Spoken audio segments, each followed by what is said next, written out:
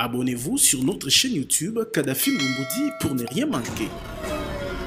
Monsieur le Président, cher Joao, Mesdames, Messieurs les ministres, Mesdames les ambassadrices, Mesdames, Messieurs vos grades et qualités, c'est avec un très grand plaisir que je vous accueille aujourd'hui à Paris pour cette visite d'État, près de 2 ans après ma visite à Luanda de mars 2023.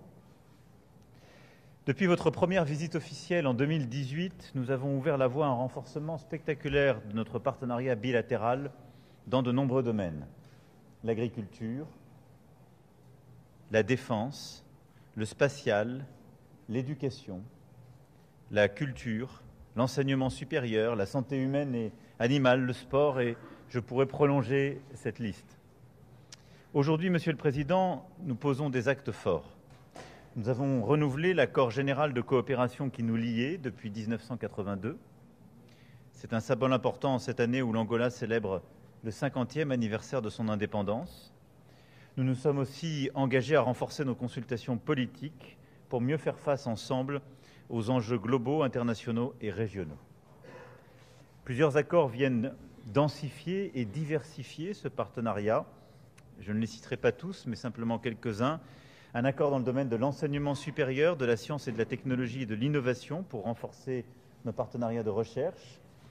Un accord avec un financement de l'Agence française de développement de 4 millions d'euros pour renforcer notre partenariat pour la préservation de la biodiversité et la promotion des aires protégées, entre autres pour sauvegarder l'antilope géante, la Palanca negra gigante, qui est l'emblème national angolais et qui est menacée d'extinction.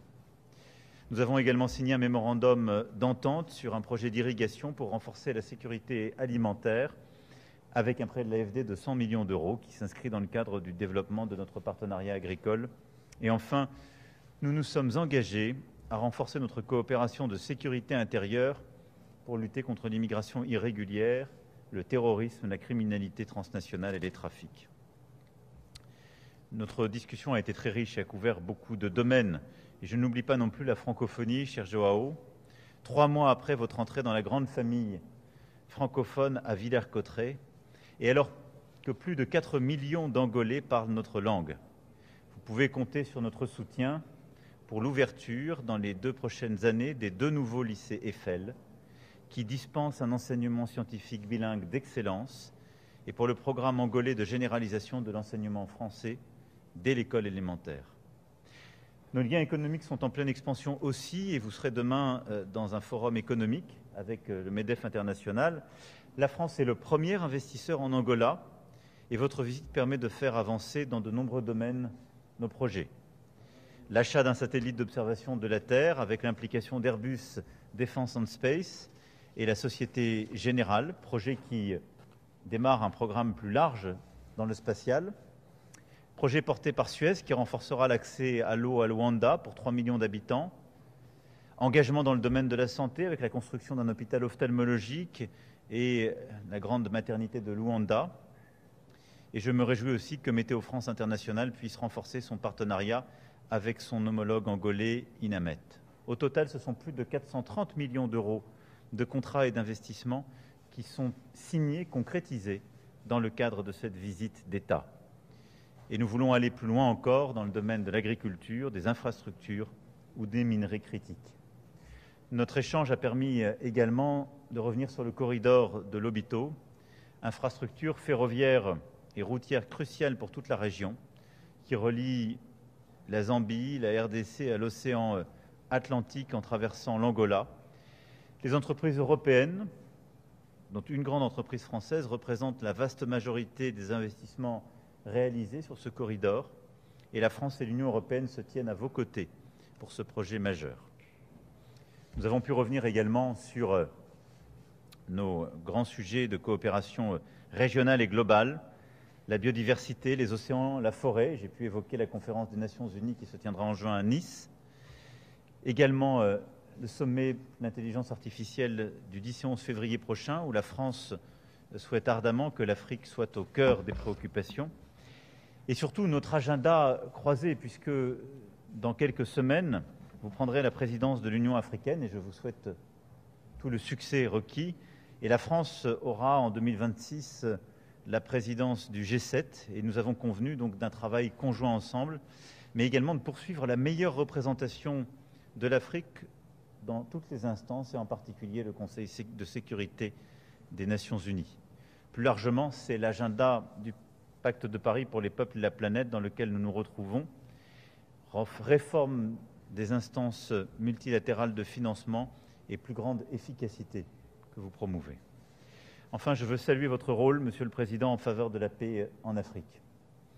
Nous avons évoqué la crise des Grands Lacs et nous y reviendrons. La France soutient votre investissement sans relâche dans le cadre du processus de Luanda.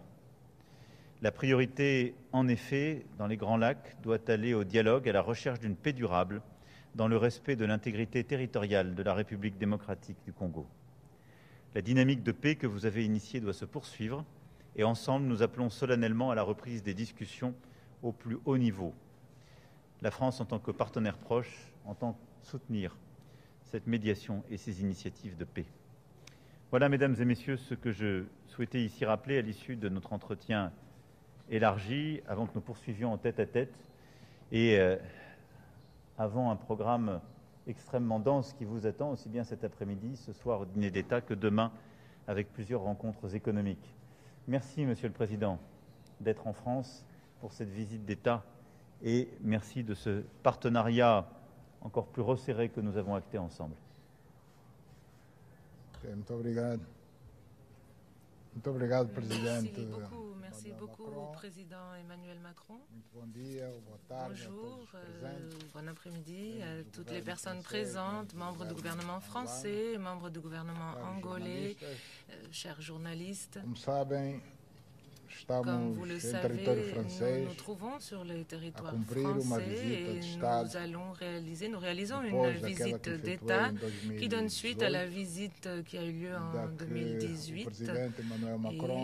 Le président Emmanuel Macron a effectué une visite officielle en mars de 2023 dans notre pays. J'aimerais commencer par remercier la façon très amicale, accueillante, fraternelle par laquelle nous avons été donc accueillis en France depuis que nous sommes arrivés et surtout nous aimerions remercier la surprise qui m'a été faite ce matin. Effectivement, on m'a attribué la plus haute distinction de l'État français. Il m'a été décerné l'ordre d'officier de la Légion d'honneur française. Et cela est quelque chose qui ne faisait pas partie du programme. Le président, cependant, Emmanuel Macron, m'a réservé cette agréable surprise et donc cette médaille très importante de l'État français m'a été décernée. Il ne fait aucun doute que cela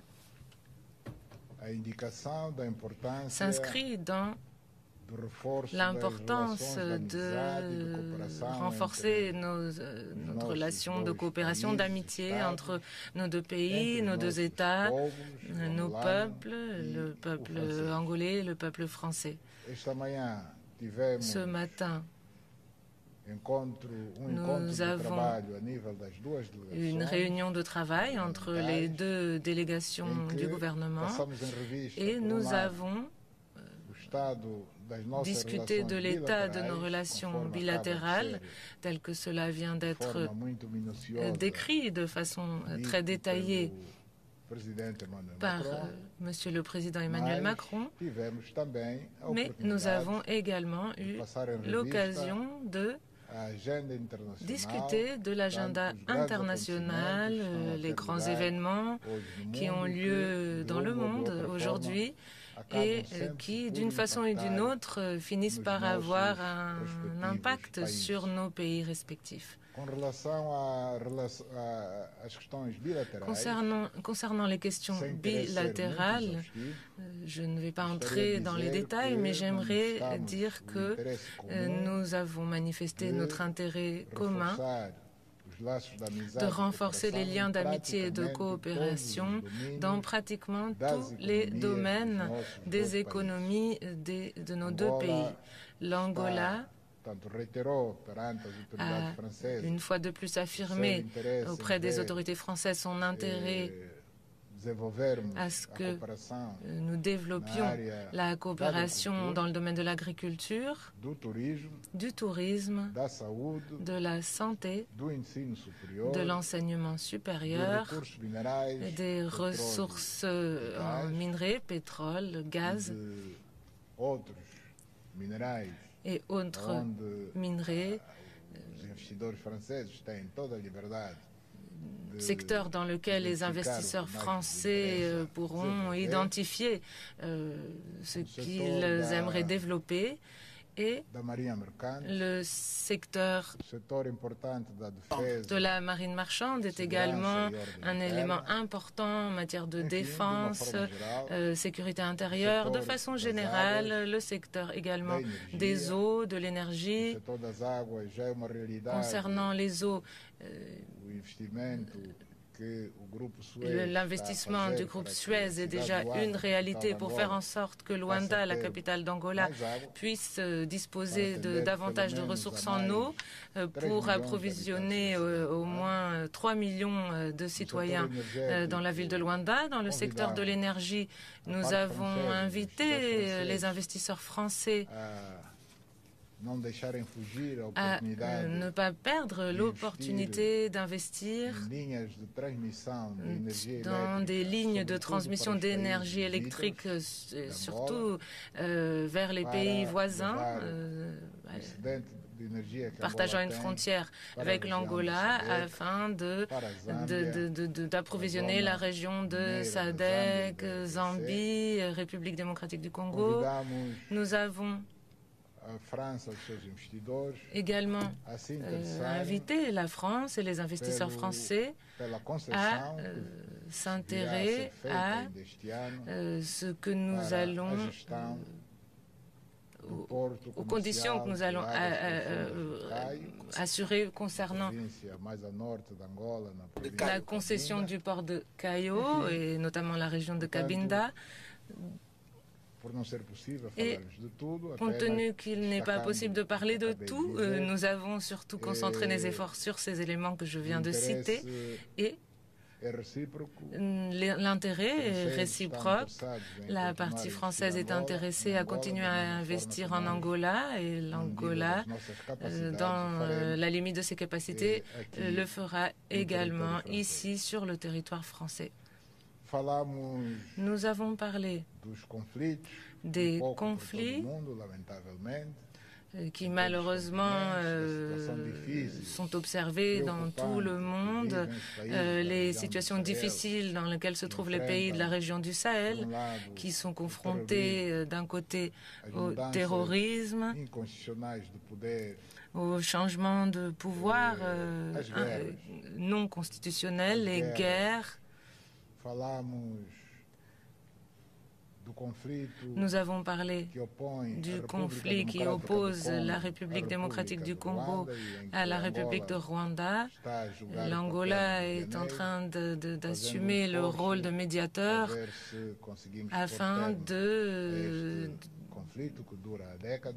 d'essayer de mettre fin à ce conflit qui dure depuis des décennies. Nous avons parlé de la situation inquiétante au niveau de la République du Soudan, qui est à l'origine d'un nombre élevé de morts, de personnes blessées, destruction d'infrastructures, de personnes déplacées internes, réfugiées vers les pays voisins.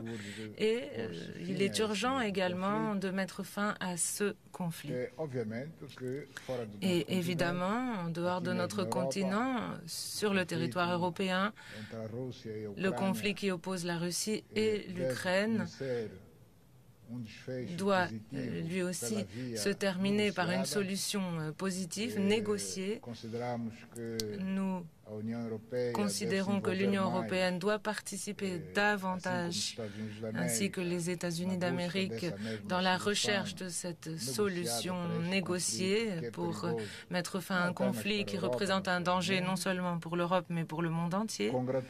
Et nous aimerions également saluer ce qui a été annoncé hier, notamment l'accord de paix entre Israël et le Hamas, qui permettra de faire en sorte que la souffrance du peuple de Palestine qui habite sur cette zone du territoire cesse et qui permettra une intervention renforcée en termes d'aide humanitaire pour réduire les souffrances de ce peuple, permettant, le moment venu, de lancer la reconstruction de cette partie du territoire, la reconstruction de Gaza qui permettra que les otages soient libérés, les otages qui se trouvent toujours sous le contrôle du Hamas, ainsi que la libération de prisonniers palestiniens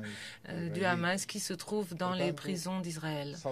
Donc nous saluons cet accord qui a été atteint après des mois de négociations, mais nous considérons qu'il est important de ne pas oublier de rappeler à toutes les parties, Israël, Palestine, communauté internationale, le besoin de créer un État de Palestine. Il s'agit selon nous la seule façon de faire en sorte que ce conflit cesse définitivement.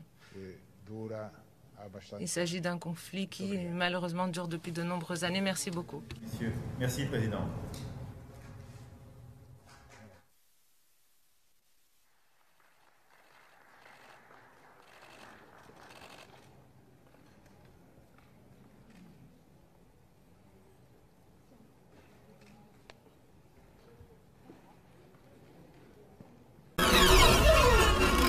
Abonnez-vous sur notre chaîne YouTube Kadhafi Moumoudi pour ne rien manquer.